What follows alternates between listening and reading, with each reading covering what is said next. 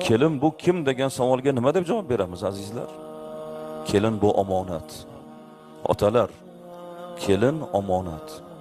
Shuni oila davrasida ayting, o'g'lim, bu qiz, bu kelin omonat bizga, otasi bizga ishonib bergan.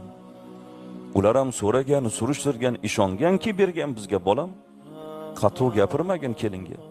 Onasi, bu kelin bizga omonat deng. Ota shu gapni gapirib tursa, qaynona fe'lini buzib kelinga yomon gap gapira oladimi? Yo'q. O'g'lingiz ovozini do'rillatib ayoliga qattiq gapira oladimi? Yo'q. Omonat azizlar. Birovni farzandi ostonamizga kelyaptimi? Ona qizim sizga ming rahmat deylar. Otalar, iltimos shu gapni gapiringlar. Oila davrasida kechqurungi taomda qizim sizga rahmat, men sizdan minnatdorman. Ota-onangizga ming rahmat, sizga tarbiya bergan. Meni qudalarim eng yaxshi insonlar. Borsangiz meni salomimni ayting qudalarimga qizim.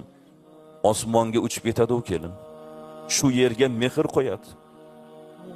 Qudalarning aqlchiligi ziyoda bo'ladi. Qarang, yaxshi gap odamga kuch beradi. Qo'pol gap, dag'al gap odamning kuchini ketkizib qo'yadi.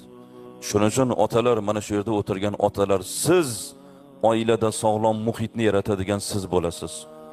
Axir ona-ku, axir 20 yosh bo'lsa ham u ona-ku. Beshik tebratyapti-yu. Biz jumla ayol zotiga ona darajadagi hurmatni taqdim etishimiz kerak bo'ladi.